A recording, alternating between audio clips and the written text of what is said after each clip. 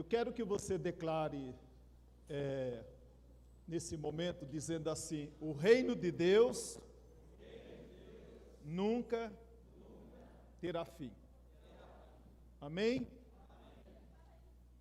Domingo passado nós estávamos meditando sobre a experiência de João na ilha de Pátimos. E naquela experiência de João na ilha de Pátimos, em uma determinada altura ele tem uma visão, das muitas que ele tem com Deus, ele tem uma visão. E naquela visão que ele teve, ele viu um livro, e o livro estava selado. E João, quando ele olha para aquele livro, na visão que ele tem, a Bíblia diz que não achou ninguém digno, nem no céu, nem na terra, nem debaixo da terra, nem no mar, nem debaixo do mar, alguém digno de abrir o livro. Nós sabemos, amado, que e muitas vezes nós temos que experimentar isso na carne, que realmente o único que é digno de louvor, glória, louvor, qualquer coisa, é o Senhor Jesus. Nós não merecemos nada. Nós não somos dignos de nada. E por isso o apóstolo Paulo declara: pela graça sois salvos. Isso não vem de vós, é dom de Deus. E muitas vezes nós temos que estar diante de Deus totalmente dependente, da graça, da misericórdia do Senhor, para nos ajudar e nos fortalecer. E João, então diz a Bíblia que João, então, ele ao receber aquela visão, ele chora, diante daquela situação, porque ele viu uma situação que não tinha saída do seu ponto de vista humano, e ele chora. E naquela visão que João tem, então a Bíblia diz que é manifesto a ele alguém que se manifesta digno de abrir esse livro. E nós mencionamos isso domingo passado à noite, sobre essa experiência de João. E eu quero continuar, e agora olhando para essa sequência, onde nós vamos perceber João, então, ele agora diante do livro que é mostrado a João, então a Bíblia diz que aquele livro estava selado e com 7 selos. E aí então o Senhor começa a mostrar para João aqueles 7 selos e o seu significado. Eu quero convidar os irmãos a abrir a sua Bíblia, então, nesse momento, em Apocalipse, capítulo 7, e nós vamos ler o verso 9 ao verso de número 17. Apocalipse 7, verso 9, até o verso de número 17. Os irmãos têm aí a sua Bíblia, mas também temos aqui exposto, o texto na Bíblia Nova Versão Internacional, NVI. Diz assim a palavra de Deus: pois o Cordeiro que está no centro do trono será o seu pastor. Ele os guiará às fontes de água viva, e Deus enxugará dos seus olhos toda lágrima. Se parássemos aqui, nós já temos motivo suficiente para dar glória a Deus, Glória a Deus, glória a Deus. Você tem motivo para dar glória a Deus só de ler isso aqui? Glória a Deus, amados? Nós temos alguém que está sempre pronto para enxugar dos nossos olhos toda lágrima. Lágrimas que você já derramou, lágrimas que você possa estar derramando, ou lágrimas que você ainda poderá derramar no futuro. Nós temos esta promessa, que Ele enxugará dos nossos olhos toda lágrima. E verso de número 18. Verso de número 18. Deu aí uma... Hã? Desculpa, irmão. Eu falei capítulo... Verso 9 ao 17. O que eu disse no início? Foi isso? Tá. Eu não entendi por que ela já colocou 17, mas valeu, irmão. Tá? Valeu. Vamos lá, então, a partir do verso de número 7. Não. Apocalipse, capítulo 7, verso de número 9 em diante. Tá? Hoje está difícil de fazer acordo, né? Mas uma hora dá certo, né? Vamos lá, então. Diz assim a palavra do Senhor. Depois disso, olhei, e diante de mim estava uma grande multidão, que ninguém podia contar, de todas as nações, tribos, povos e línguas, em pé diante do trono e do Cordeiro, com vestes brancas e segurando palmas, e clamavam em alta voz: a salvação pertence ao nosso Deus, que se assenta no trono e ao Cordeiro. Todos os anjos estavam em pé ao redor do trono, dos anciãos e dos 4 seres viventes. Eles se prostraram com o rosto em terra, diante do trono, e adoraram a Deus, dizendo: Amém. Louvor e glória, sabedoria, ação de graças, honra, poder e força sejam ao nosso Deus para todo sempre. Amém. Então um dos anciãos me perguntou: quem são estes que estão vestidos de branco e de onde vieram? Respondi: Senhor, tu o sabes. E ele disse: estes são os que vieram da grande tribulação, que lavaram as suas vestes e as alvejaram no sangue do Cordeiro. Por isso, eles estão diante do trono de Deus e o servem de dia e noite em seu santuário. E aquele que está sentado no trono estenderá sobre eles o seu tabernáculo. Nunca mais terão fome, nunca mais terão sede, não os afligirá o sol, nem qualquer calor abrasador. Agora 17. Pois o Cordeiro que está no centro do trono será o seu pastor. Ele os guiará às fontes de água viva, e Deus enxugará dos seus olhos toda lágrima. Amém.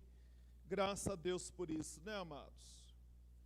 Quando nós olhamos para a palavra de Deus, nós vamos perceber no livro de Gênesis, capítulo 1, que o mundo estava debaixo de um só reino, o reino de Deus. E a Bíblia nos mostra o cuidado de Deus, Gênesis 1, verso 26, 28, o Senhor disse: façamos o homem a nossa imagem, conforme a nossa semelhança. E também a esse homem o Senhor designou: tenha ele domínio. E depois de haver feito a mulher, agora o Senhor diz ao homem e à mulher: sede fecundos, multipliquem, encham a terra, sujeitem, dominem. Gênesis capítulo 2, verso de número 15. A Bíblia diz que o Senhor colocou o homem no jardim do Éden para o cultivar e o guardar. Até aqui, então, tudo estava bem. Havia uma perfeita harmonia entre céu e terra, entre homem e mulher, entre ser humano e ser humano. Havia uma perfeita harmonia, porque o mundo estava debaixo de um só reino, o reino de Deus. O reino de Deus governava. E a Bíblia diz então que esse Deus que governa tudo, que dirige tudo, que comanda tudo, ele também transfere ao homem algumas capacidades.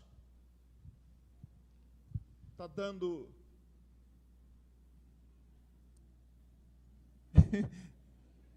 O que ele me deu? Não está legal aqui? Está dando interferência? Então, tá bom, Vinícius, obrigado. É bom ter um universitário para ajudar a gente, né? Amados, eu coloco esse trem aqui, entendeu? Se alguém me avisar ou não avisar que não está funcionando, eu disparo, né? E aí, só o Alessandro para me ajudar aqui, ó. Obrigado, Alessandro. Hã? Parou? Parou por quê, né? Então, a Bíblia diz, amados, que havia uma perfeita harmonia, porque tudo estava debaixo do governo de Deus.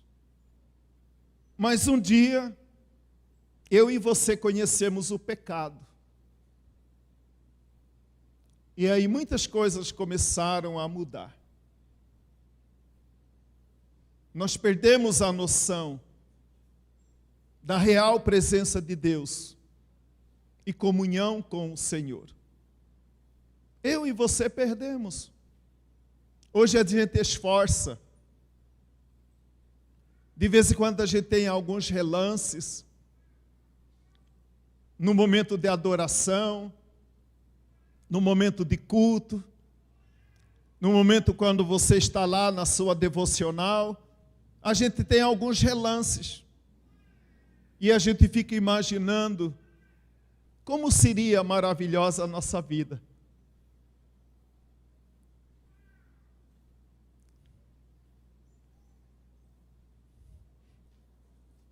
Se nós não perdêssemos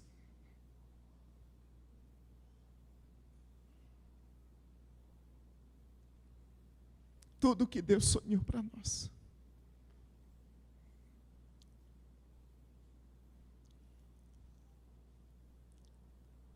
A Bíblia diz que Deus colocou o homem no jardim. E na viração do dia, o homem se encontrava com Deus. Deus se encontrava com o homem. O homem encontrava-se com a sua mulher encontrava-se com o homem. Mas desde que o pecado entrou no mundo, tudo isso foi alterado. E hoje nós vivemos em um mundo decaído. Gênesis, capítulo 3, verso 15 ao verso de número 24, a Bíblia mostra que quando o homem conhece o pecado, surge um reino paralelo, antagônico, contrário a tudo que Deus havia sonhado para mim e para você. Por causa do pecado. E a Bíblia diz: todos pecaram e não merecem a glória de Deus. Não merecem a glória de Deus. Eu não mereço, nós não merecemos. Por isso é muito importante, confortador, alentador para o nosso coração, quando Paulo diz: pela graça sois salvos.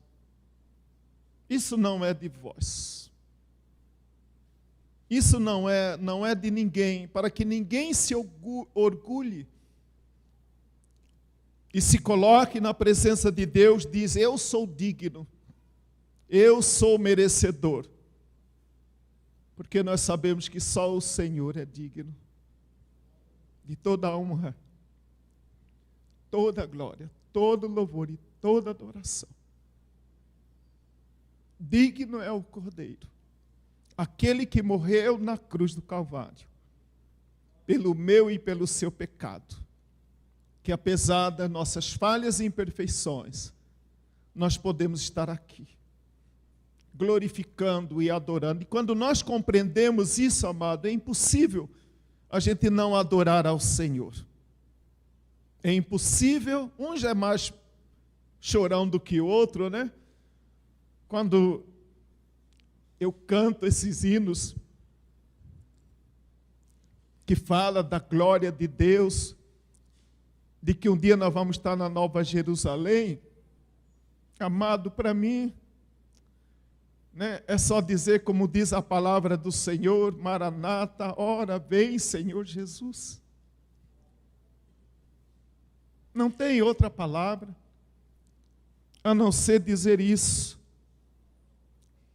E a Bíblia diz, meu amado, então, que logo depois de Gênesis capítulo 3, verso 15 em diante, quando acontece a queda e surge esse reino paralelo, antagônico, contrário a tudo que Deus sonhou, muitas coisas começaram a dar errado na nossa vida, na nossa casa, na nossa família, nos nossos projetos, mas não era essa a vontade de Deus. A vontade de Deus era que nós não conhecêssemos o pecado, mas conhecemos, experimentamos e ainda vivemos debaixo das consequências do pecado. E aí, quando nós olhamos para, por exemplo, Gênesis capítulo 4, a Bíblia diz que Abel, que é uma figura, claro que Abel foi uma figura real, mas Abel também é uma figura do reino de Deus. E Caim foi também uma pessoa real, mas é uma figura. É uma figura, uma linguagem figurada na pessoa de Caim, o reino de Satanás. E eles começam a guerrear entre eles, culminando com aquela situação que nos fala Gênesis capítulo 4, Caim se levanta e mata o seu próprio irmão. Se nós fôssemos ainda continuar olhando no livro de Gênesis, capítulo 6, verso de número 6, a Bíblia diz que o pecado chegou a um nível tão profundo, tão grave, tão terrível, que a Bíblia diz que o Senhor arrependeu de ter criado o homem. Arrependeu de ter criado o homem. Tamanha era a tristeza no coração de Deus. E quando nós olhamos para esses exemplos, parece que o reino de Deus é um reino decadente. Parece que é um reino que está fadado ao fracasso. Parece que é um reino que não tem jeito. A maldade vai prevalecer. A maldade vai superar. E muitas vezes, amado, esse tipo de pensamento, talvez até de maneira inconsciente, ele começa a nos afetar. Como afetou no passado tantos homens de Deus. Chegaram a duvidar. Por exemplo, o próprio Davi, diante da maldade que prosperava, quantas vezes Davi questionou a misericórdia, o cuidado, a graça de Deus? Porque, assim como eu e você, Davi vivia também em um mundo decadente, um mundo em decadência. E muitas vezes, amado, quando nós estamos vivendo nesse mundo decadente, a gente procura sinais do reino de Deus. E muitas vezes, eu concordo com você, fica muito difícil de encontrar. A gente procura sinais do reino de Deus. Parece que não tem mais. Parece que acabou. A Bíblia, quando agora nós olhamos para, por exemplo, Mateus, capítulo 27, verso de número 45, e o verso de número 46. O próprio Jesus, quando está lá na cruz, ele pergunta, e que na verdade devemos sempre lembrar, Jesus 100% homem, 100% Deus, mas também 100% homem, ele faz essa exclamação: Deus meu, por que me desamparaste? É como que o próprio Filho de Deus, por causa do pecado que caía sobre ele, ele achou estar desamparado pelo próprio Deus, por causa do seu pecado, por causa do pecado, melhor dizendo, que caía sobre ele.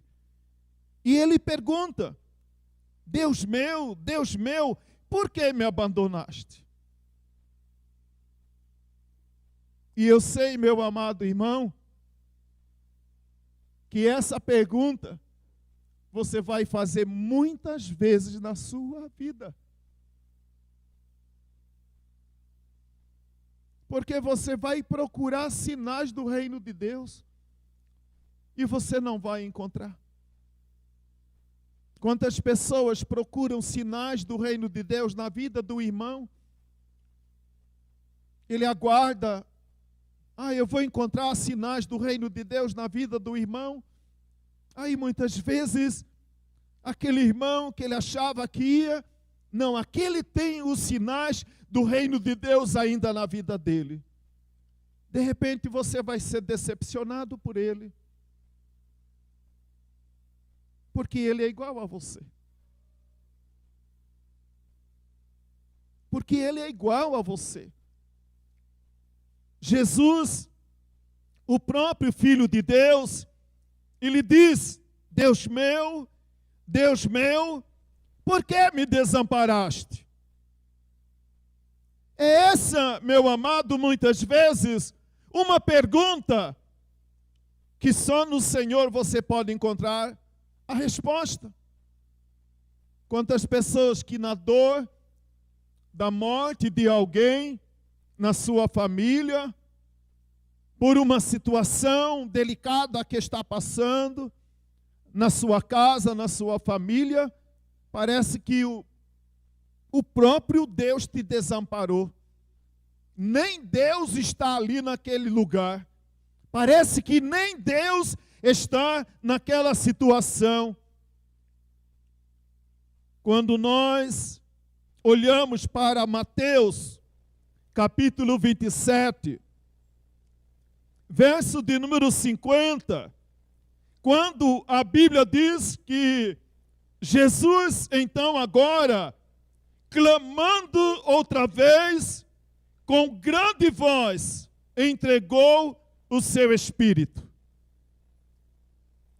Nós sabemos, amado, que essa expressão, entregou o seu Espírito,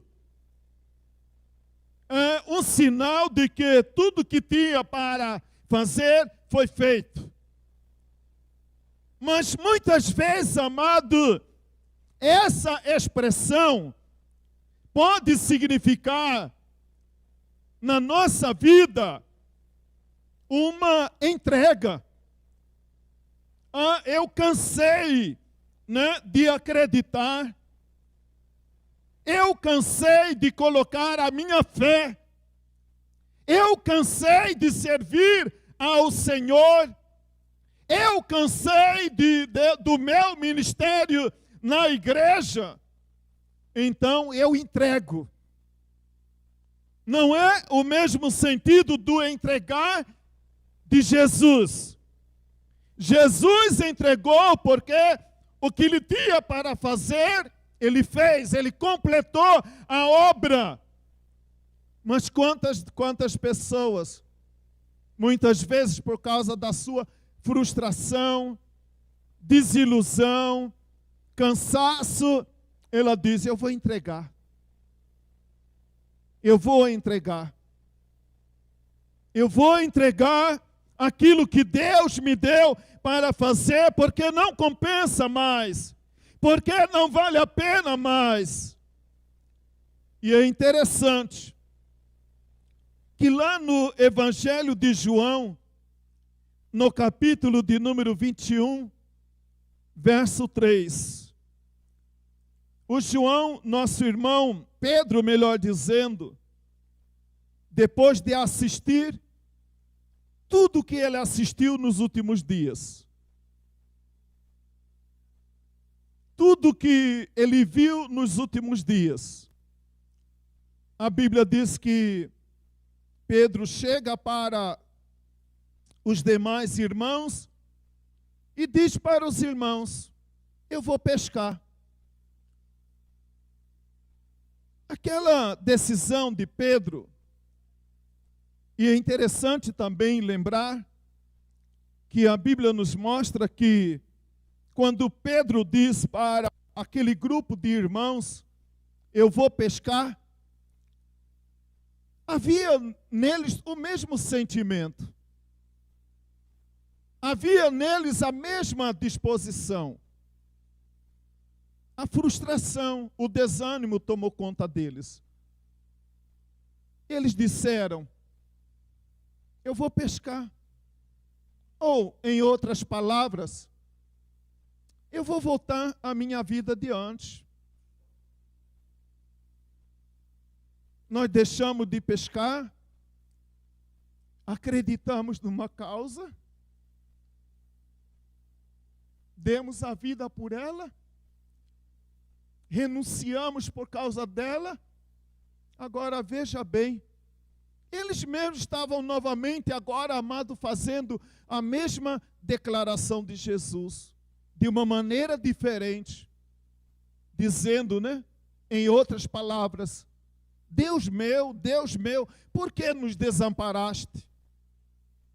Nós que abrimos mão, nós que acreditamos, nós que renunciamos, tudo a troco de nada.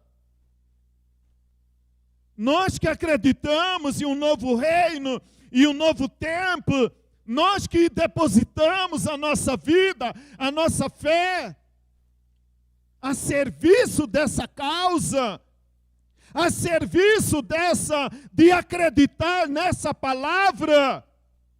E agora, que palavra é essa? Que tudo acaba em morte, e de uma maneira tão humilhante, de uma maneira tão escandalosa. Muitas vezes, amado, eu e você não estamos imunes a passar pelas mesmas experiências de Pedro e de João.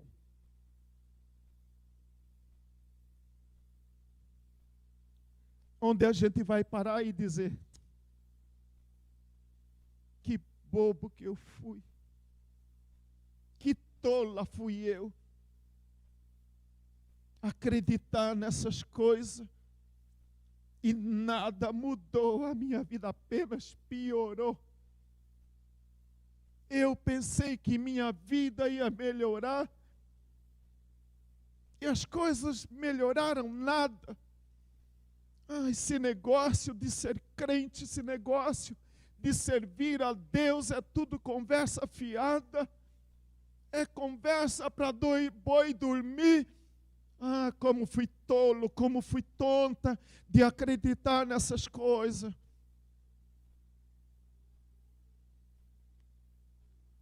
E aí, eu quero entrar novamente na palavra de Deus. Apocalipse capítulo 6, verso 1 e o verso de número 2. A Bíblia diz que João, ele viu quando o cordeiro abriu um dos quatro, e um dos quatro seres viventes, abriu o selo, né? Abriu e um dos quatro seres viventes dizia: vem. Vi então um cavalo branco, o cavaleiro com um arco, e foi-lhe dada uma coroa, e ele saiu determinado para vencer. Quando você olha para isso, eu quero ajudar você a entender isso. A Bíblia diz que quando Jesus ele morre na cruz, ele se entrega, o desânimo tomou conta.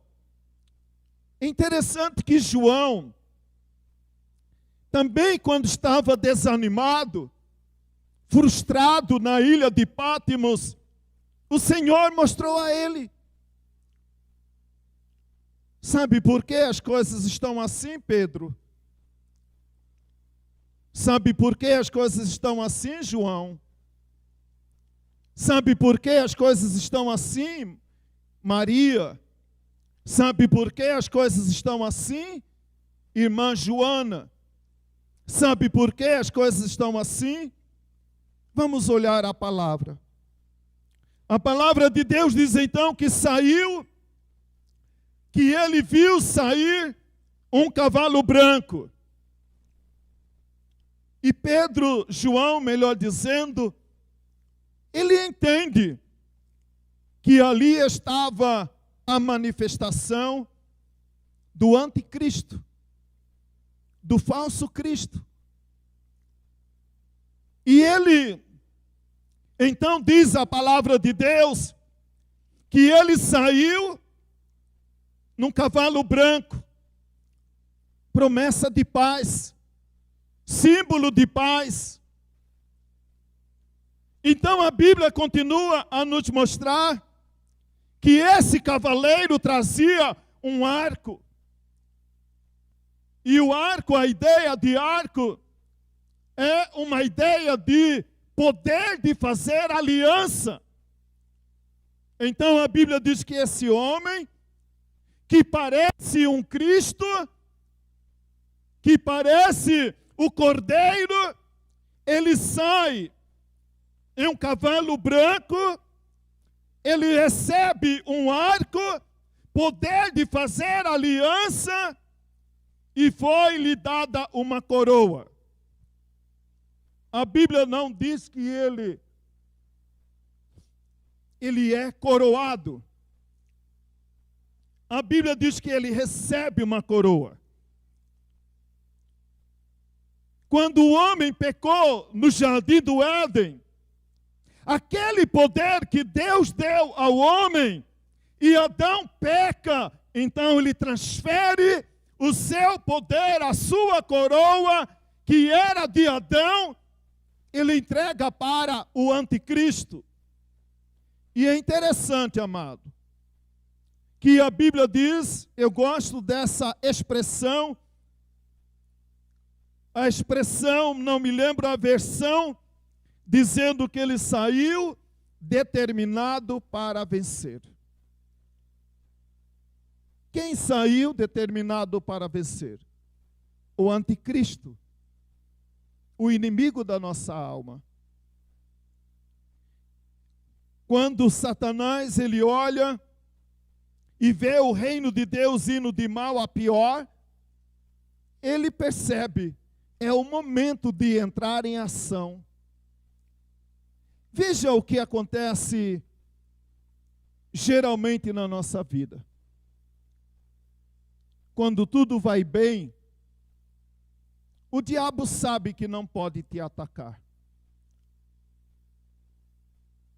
O diabo sabe a hora de te atacar.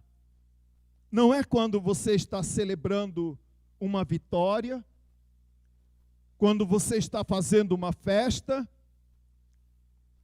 Ele sabe a hora de te atacar. Quando tudo está mal na sua vida, quando parece que nada dá certo, é assim que Satanás age. É assim que Satanás e seus demônios agem. Sabe que na vulnerabilidade de uma dor, de uma tristeza, de uma decepção, é o momento preparado, é o momento adequado para te atacar. Ele não vai te atacar quando você está bem. Então a Bíblia diz que quando o reino de Deus então entra nessa decadência, parece que o reino de Deus morreu, acabou. Aí então o inimigo se fortalece, se manifesta, fazendo promessa de paz, fazendo aliança e estabelecendo temporariamente um tempo de paz. Você sabe que uma das missões do mundo atual é levar esse mundo a ter um governador mundial.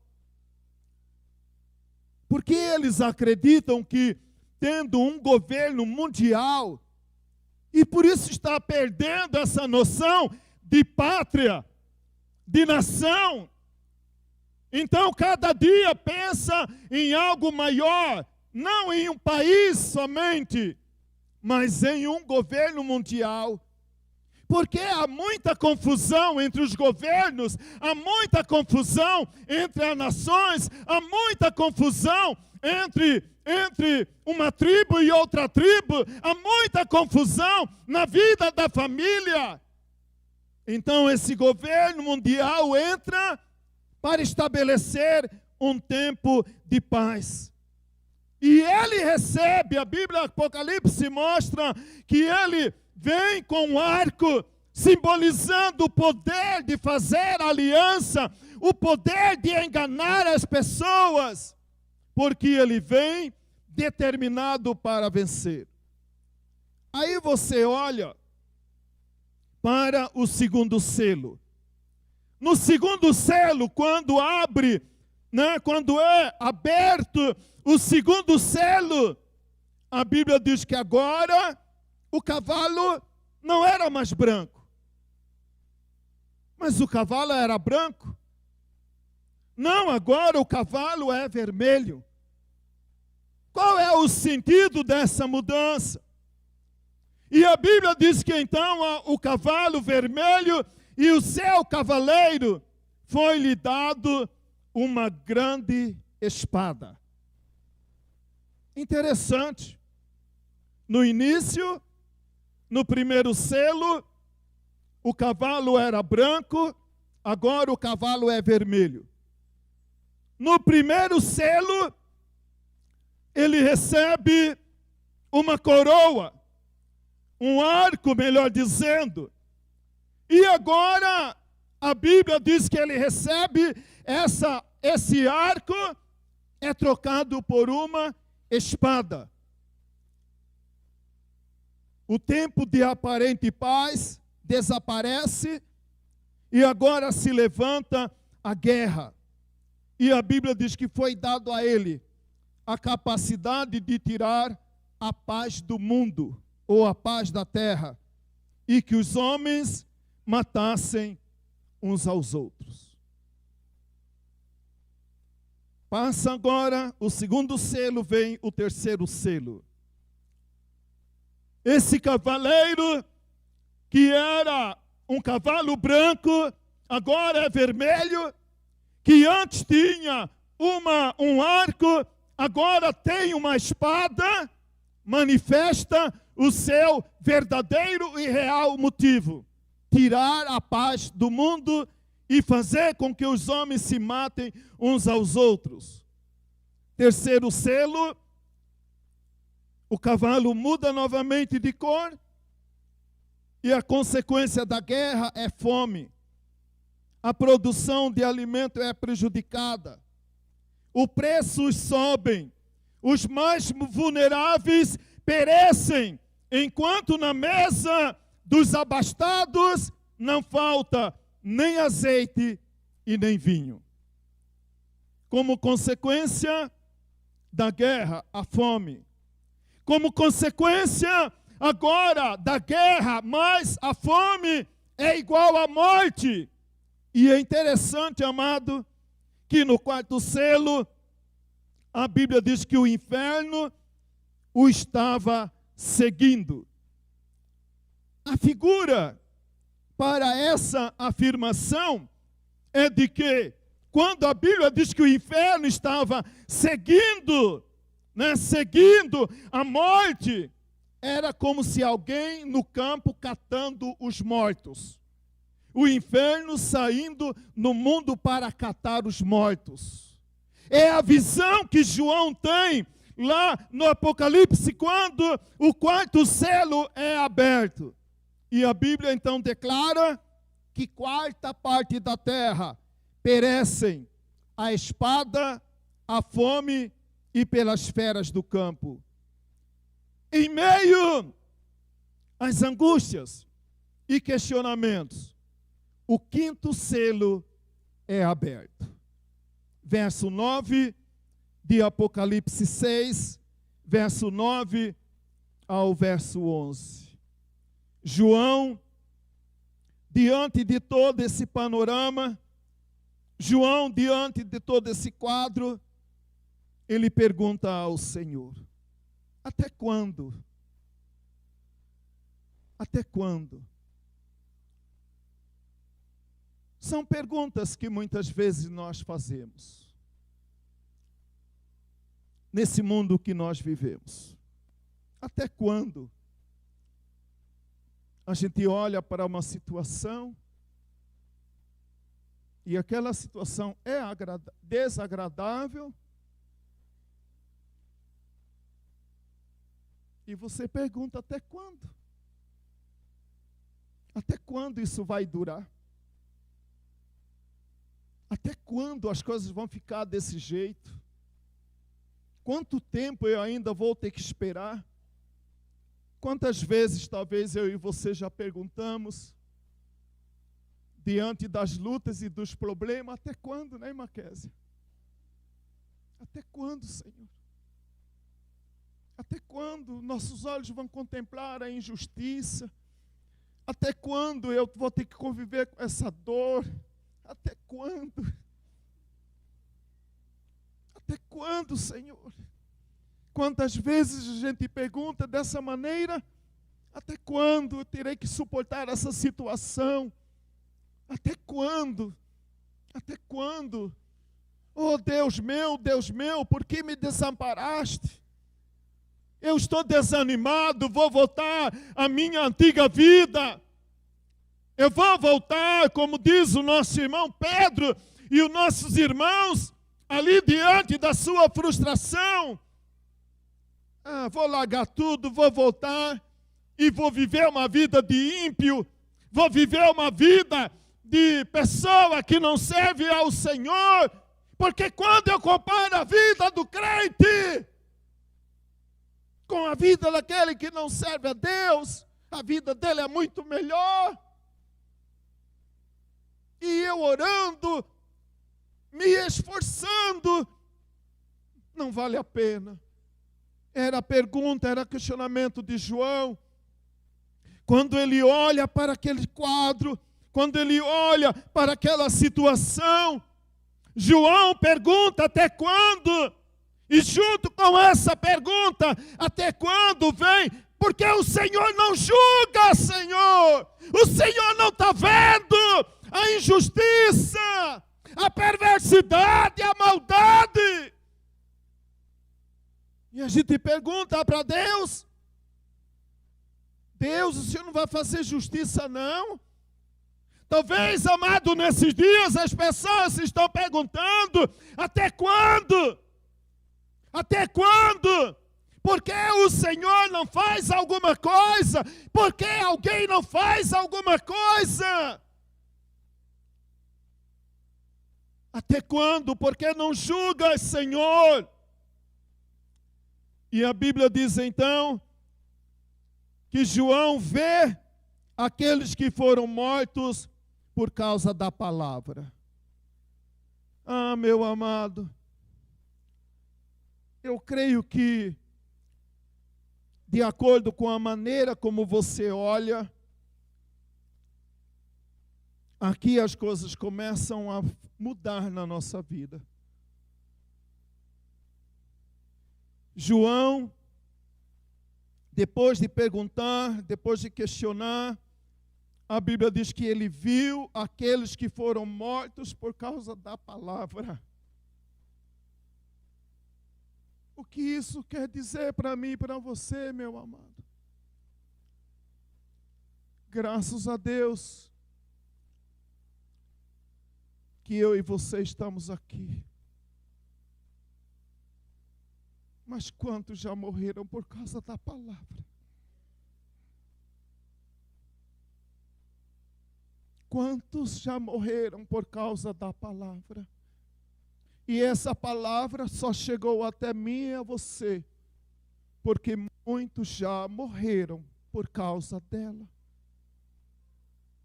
Nós vamos deixar?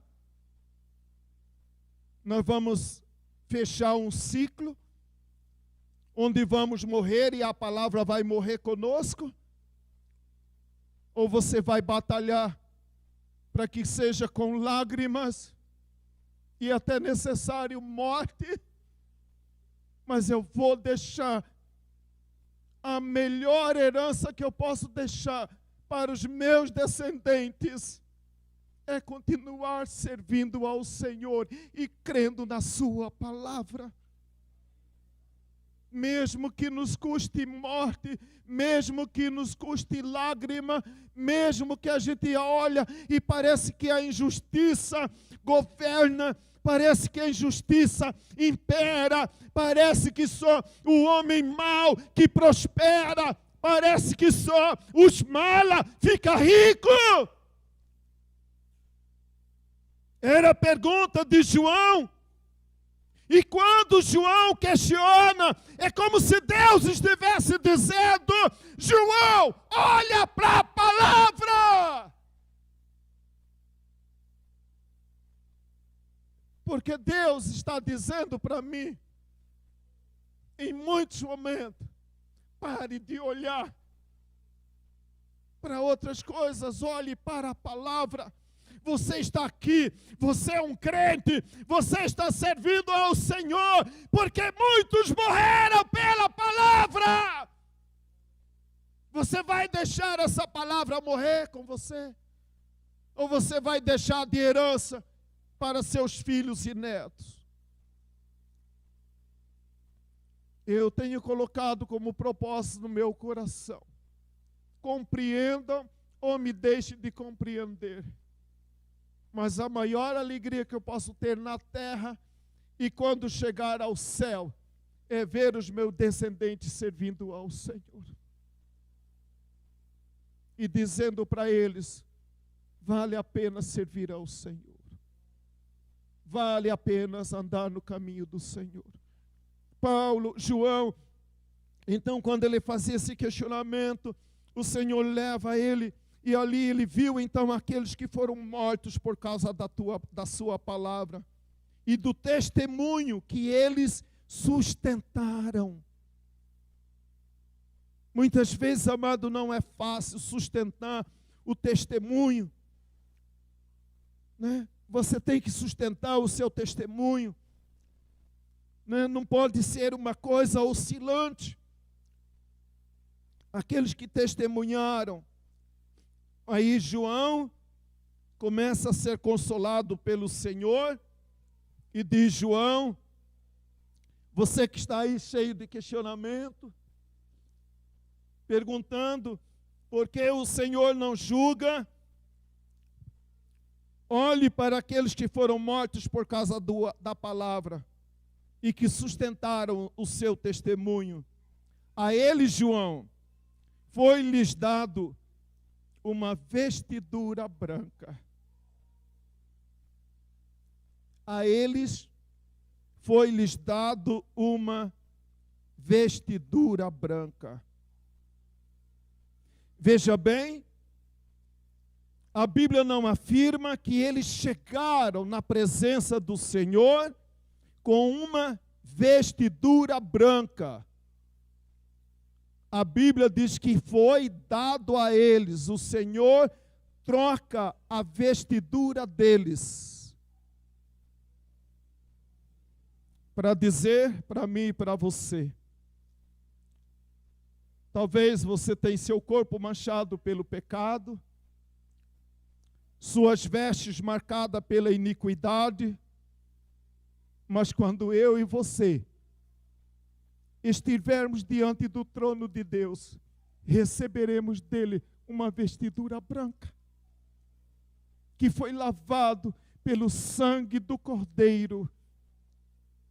Muitas vezes a gente olha para o nosso corpo e diz: olha, esse corpo tão podre, tão cheio de pecado, eu tenho vergonha de mim mesmo, eu tenho vergonha.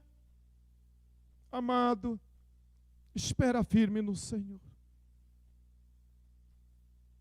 Um dia o Senhor vai trocar a sua vestidura de pecado, de vergonha e de humilhação, e vai receber uma vestidura branca, lavada pelo sangue de Jesus, que morreu na cruz pelo nosso pecado. Foi-lhes dado uma vestidura branca, e eles agora estão repousando ainda por pouco tempo. Interessante que a Bíblia diz que eles já estão repousando por pouco tempo, aguardando o dia em que Jesus julgará o mundo, mas já estão repousando até que o tempo seja completo e seja completado o número dos seus conservos, que serão mortos como vocês foram. Interessante, amado. O Senhor, ele mostra para João, apresenta para João e diz que você fica aqui, João, você vai aguardar até que o tempo seja completo, porque muitos ainda morrerão por causa dessa palavra. Você tem medo disso? Se a partir de janeiro algumas coisas que a gente deduz acontecer,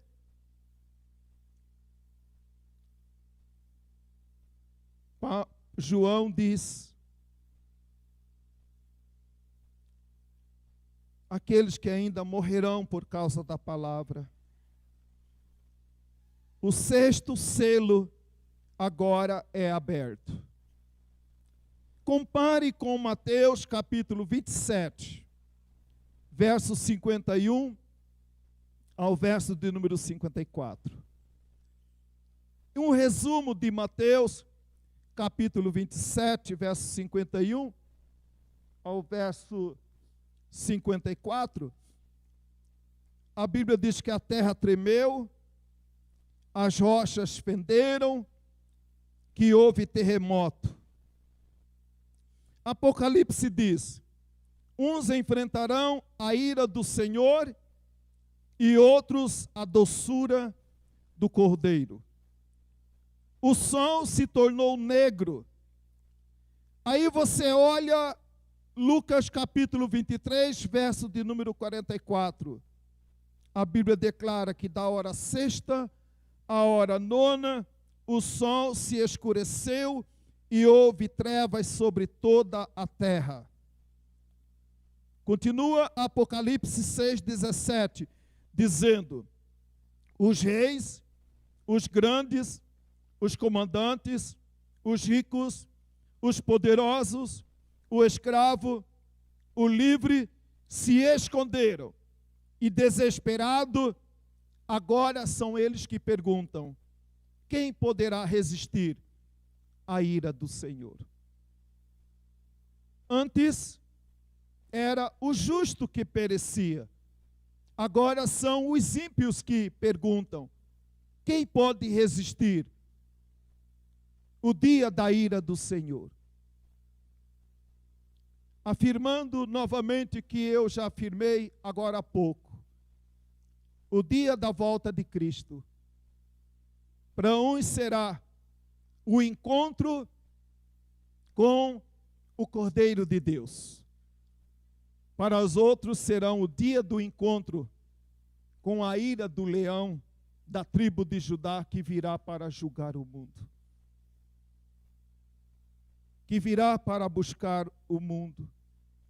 Quando nós olhamos aqui, então agora para o texto de Apocalipse 7 que nós lemos nessa noite, a partir do versículo que nós mencionamos aí, então João, agora, depois de tudo passado, João, conversando com Deus e contemplando tudo o que ele estava vendo, ele diz: depois destas coisas, depois do ímpio enfrentar ao dia da ira do Senhor, do justo ser confortado pelo Senhor, então João diz: depois de tudo isso, depois destas coisas, eu vi, e eis que uma grande multidão, que ninguém podia enumerar, de todas as tribos, nações, povos e língua, em pé diante do trono e diante do Cordeiro, vestido de vestiduras brancas, com palmas nas mãos, e clamavam em grande voz, dizendo: ao nosso Deus, que se assenta no trono, e ao Cordeiro pertence a salvação.